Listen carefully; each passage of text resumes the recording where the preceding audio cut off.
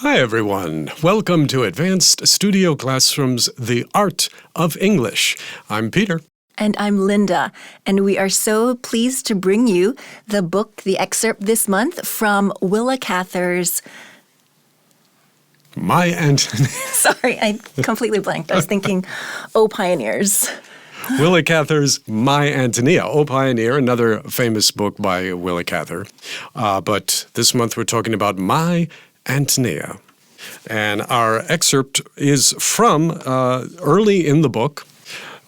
This book was published in 1918, and it tells the story of pioneers establishing farms and farmlands in the sort of broad middle western part of the United States, specifically the state of Nebraska.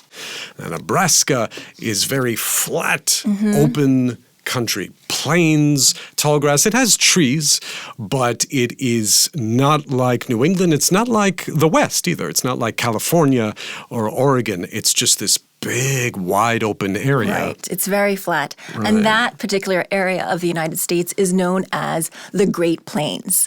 And that is where our story is set. And it is in the late 19th century in the United States.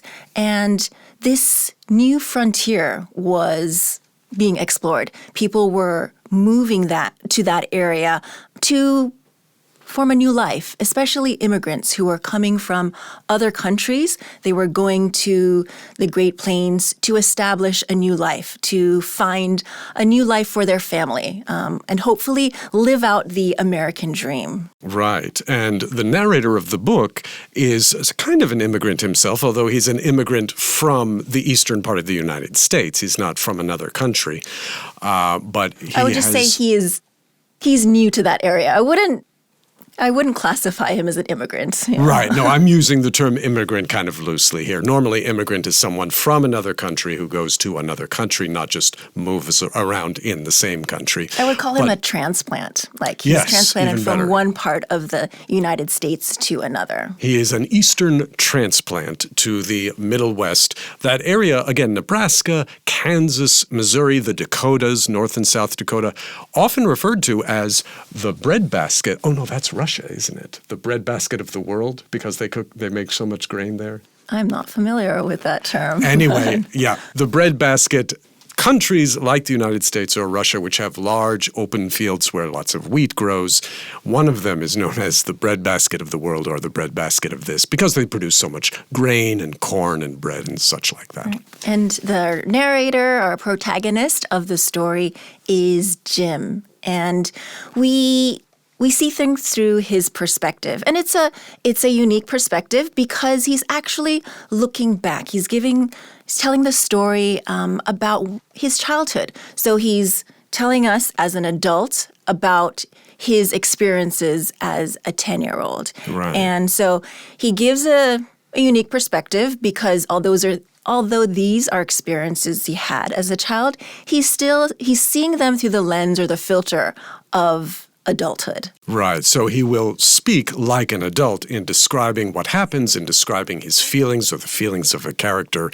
But he is, and this is obvious in the book, we're just setting this up for you, that he we first meet him when he's about 10 years old. He's lost both his parents, actually. He's an orphan at this point. And so he is moving from his home in Virginia in the eastern United States to live with his grandparents out in Nebraska on a farm there. And he meets this girl, Ántonia Shimerda, whom he doesn't know before, but she also is going to the same small town farming area that he ends up in. And that's where our excerpt actually begins, is on the first day that the two of them have met. Yes, and she's 4 years older than he is. She's 14. So there is a little gap in age, but they're both children. Right, yeah. They're both essentially young people. Okay, so let's get into our excerpt. Yes, this is from Willa Cather's My Ántonia. Chapter 3. Ántonia clapped her hands and murmured, "Blue sky, blue eyes," as if it amused her. While we snuggled down there, out of the wind, she learned a score of words.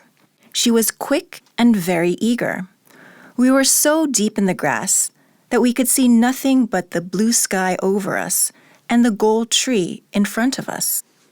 It was wonderfully pleasant. After Ántonia said the new words over and over, she wanted to give me a little chased silver ring she wore on her middle finger.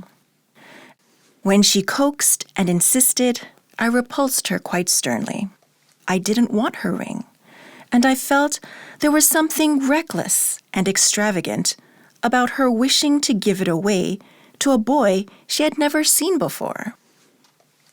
While we were disputing about the ring, I heard a mournful voice calling, "Ántonia! Ántonia!" She sprang up like a hare. "Tatinek! Tatinek!" she shouted, and we ran to meet the old man who was coming toward us. Ántonia reached him first, took his hand and kissed it. When I came up, he touched my shoulder and looked searchingly down into my face for several seconds. I became somewhat embarrassed, for I was used to being taken for granted by my elders. We went with Mr. Shimerda back to their dugout, where grandmother was waiting for me. Before I got into the wagon, he took a book out of his pocket, opened it, and showed me a page with 2 alphabets, one English and the other Bohemian. He placed this book in my grandmother's hands, looked at her entreatingly, and said with an eagerness which I shall never forget, to eat each, my Ántonia." And that is our excerpt. That word is earnestness, just in that second to last line, not eagerness, just to be clear. Oh, sorry. Earnestness. But it's close in meaning. To be eager about something is to be very excited to do it. To be earnest means something that you do meaningfully, seriously, truthfully. So there's some overlap, but they are different words. Anyway, let's go to our first question. Oh, and just one side note, Bohemia, this little phrase book that the old man gives to Jim Burden's grandmother, has an English alphabet and a Bohemian alphabet. Bohemian in our day and age kind of means someone who's artsy and kind of edgy, or what we might call a hipster. They have a lot to do with art often, but That's the lowercase b. Right, that's with a good point. That's with a lowercase b. If you see it with a capital B, it refers to what is now the country of the Czech Republic. And a certain people and language and culture. Right. Very specific in its time and different from how we use the term today with the small b. Anyway, question number 1 here is, what words and phrases does Jim use to describe Ántonia? Well, he calls her quick and very eager in the 4th line. And he also remarks in the very beginning that she's amused by the English words that she's learning when she's saying blue sky and blue eyes. Right, and this is consistent with the kind of person Ántonia is and will continue to be and to become. Throughout the whole book, she is very full of life. She's just...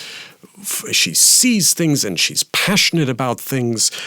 There's a line in which she is described as never being able to believe something bad about a person that she loved. If she loves a person in her life, in her family, she can't believe it if that person has done something bad, even if they have. She just has this... Yeah, she loves very fiercely. Yes, and she loves fiercely. And she is very loyal to the people that she loves.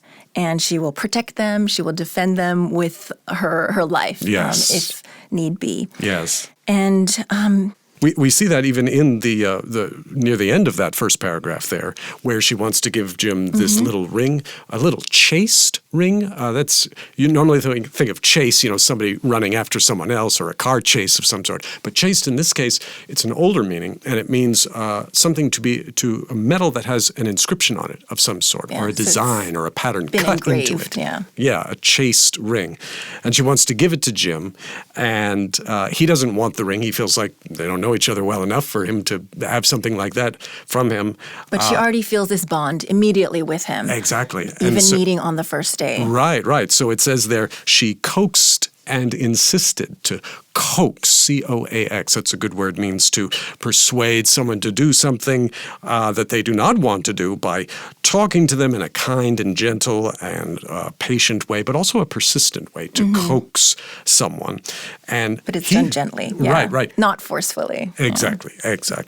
But he feels that, he goes on to say, I felt there was something reckless and extravagant about her wishing to give me the ring since we had only just met each other. And there's another of our vocab words, reckless, not caring or worrying about the possible bad or dangerous results of your actions. Yeah, and that very much Ántonia. describes Ántonia. Yeah. What she feels that she wants to do, she does it immediately. She doesn't really think about the consequences, and she, like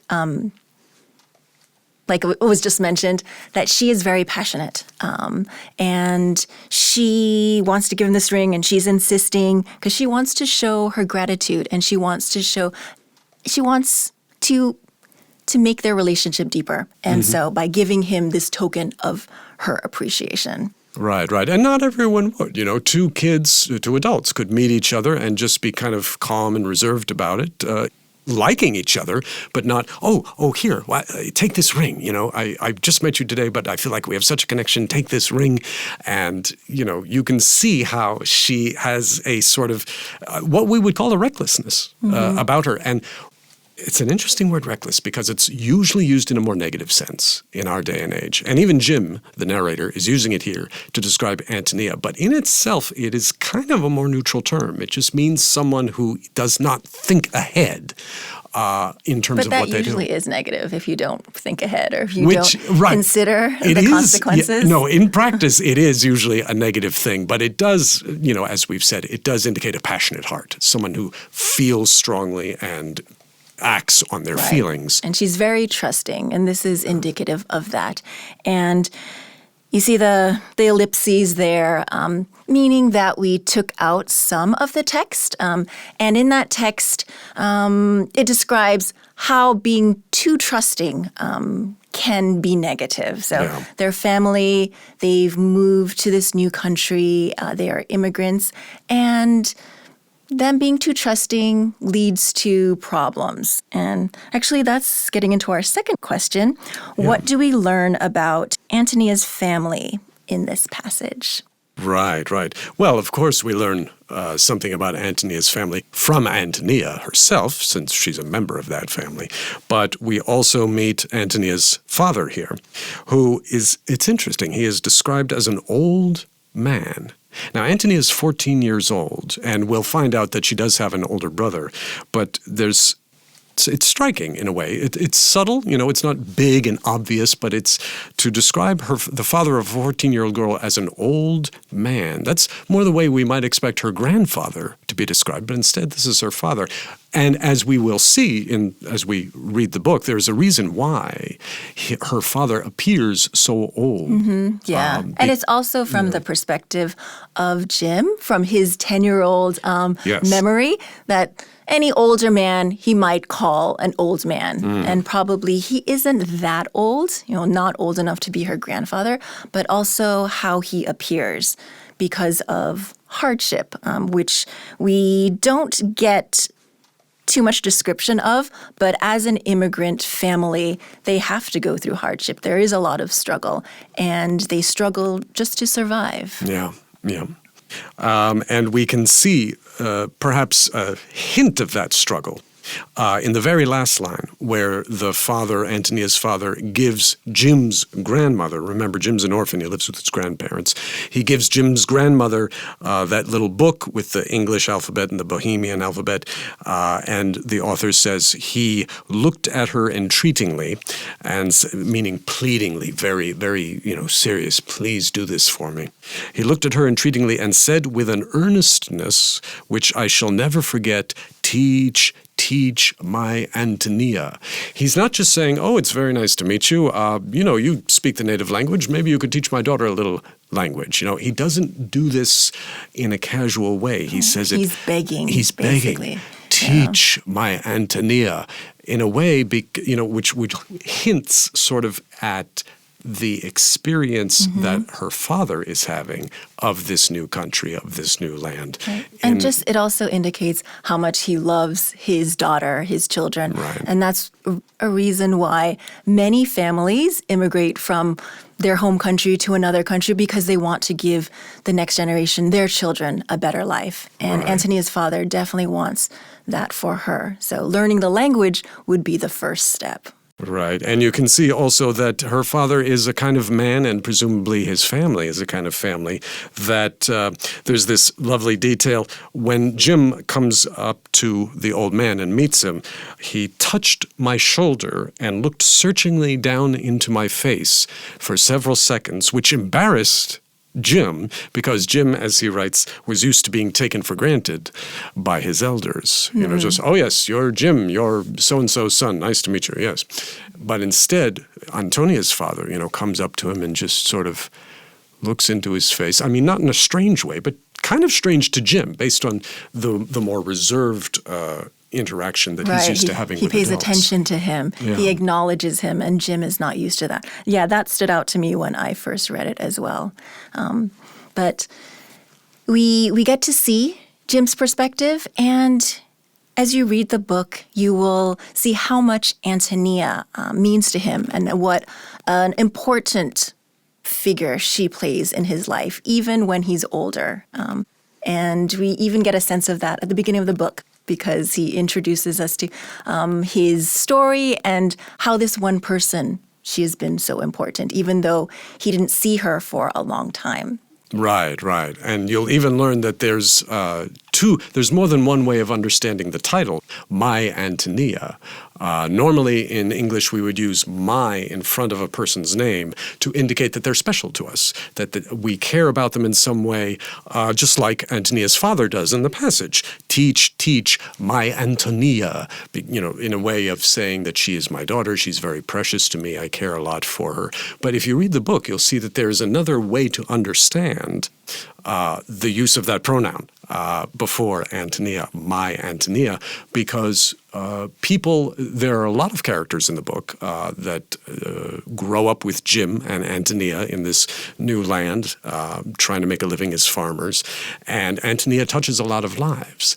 And so in a way, the my Ántonia is Jim saying or indicating that, this is how I perceived Ántonia. This was the relationship I had with her, but mine was not the only relationship. It was perhaps not even the most important relationship, but this is, these are my recollections of her.